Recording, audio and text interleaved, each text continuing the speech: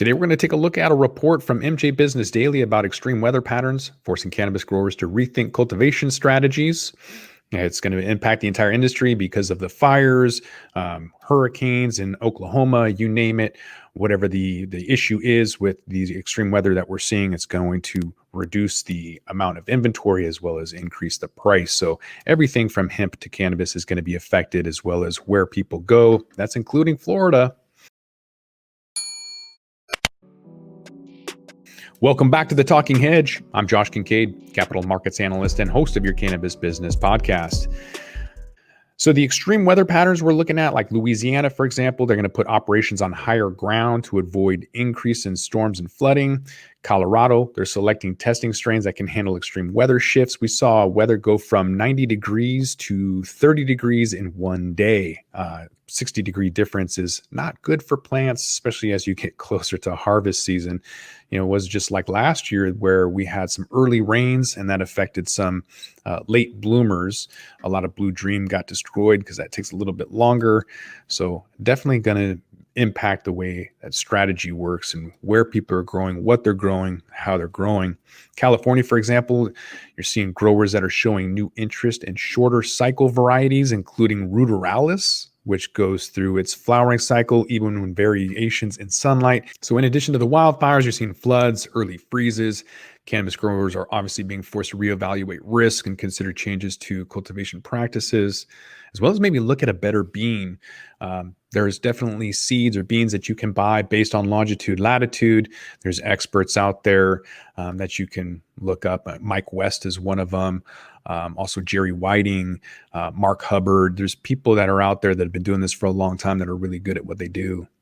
Risk management is pretty important, especially with the unpredictability in the weather that we're seeing. Also swings in temperature, smoke contaminants. I would recommend HOCl, that's a hypochlorous acid, which can be good, especially if it's already too ashy and you need to make that into an extraction. You kind of want to get rid of any heavy metals or anything that's in there, mold. There's a lot of flower that wasn't able to be processed in Oregon, for example, during the fires in 2018, as Eastern Oregon blew a lot of the mold and contaminants through the filters, through all of these risk protocols, and still contaminated flower. So if that's the situation, there are some things that you can do. I would look at hypochlorous, but also looking at a better strategy. Outdoor growers, they're starting to think about moving towards indoors or greenhouses. But again, if the filters and everything aren't really helping, and if they haven't helped in the past, I guess you're gonna have to double down and rethink that strategy. And like we mentioned, ruderalis, I'm not really sure that an autoflower is the right way to go. You couldn't really avoid the smoke from Alaska to New York. It was everywhere. So you can't necessarily go to Arizona where it's 117 degrees and palm trees are folding in half. So where are you going to go? I've always said that the terroir in Colombia makes sense, and yet you have all of these Canadians pulling out of South America. That's definitely an issue that they're not talking about, because it doesn't make sense to grow bananas or cannabis in Canada year round, whereas Colombia, you have great terroir, you have low wages, and it's legal. So unless there's an issue that we're unaware of, we'll call it a lobbyist group or cartel, whatever. So BC has their own issue. British Columbia has Hell's Angels, and they pretty much run that. A lot of folks say that they don't. Well, I'm telling you, they do.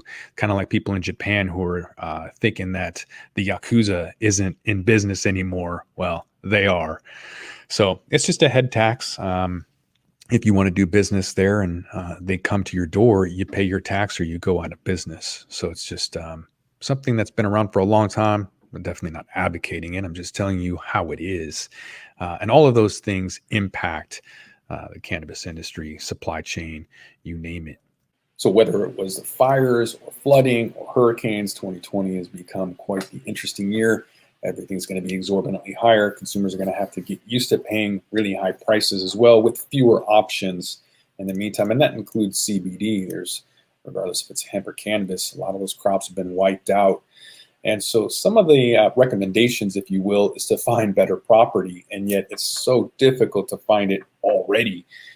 Trying to look for something that's a little bit of a higher ground, if you're in a flood zone, isn't necessarily easy or cheap.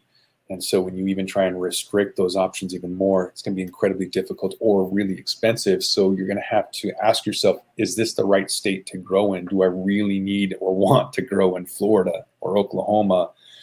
These are just some problematic areas anyways. You're going to have powdery mildew. You're going to have the typical issues no matter what, but then compound that with a high regulatory environment coupled with natural disasters. I mean, at some point you got to just think, is this really worth it?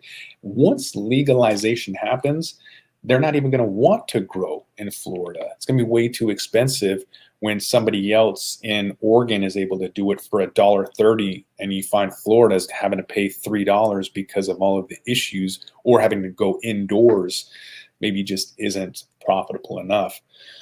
So I don't know. I don't think ruderalis is going to be something that the average consumer wants. You can argue GMOs. You can argue that it isn't as good, but ultimately people are going to pay what they can afford. And we're seeing that low budget transition in Canada already.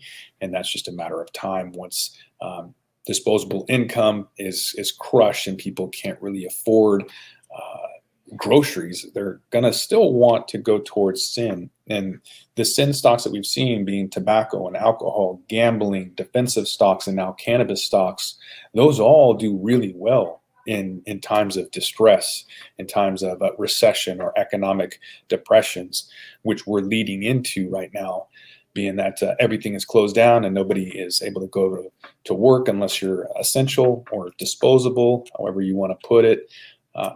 People are going to go after their method of choice. Mine is cannabis, other people is alcohol, whatever it is. So I think you're not going to see a complete destruction in those sectors, but you are going to see people shifting their preference to low cost items. It's already happening.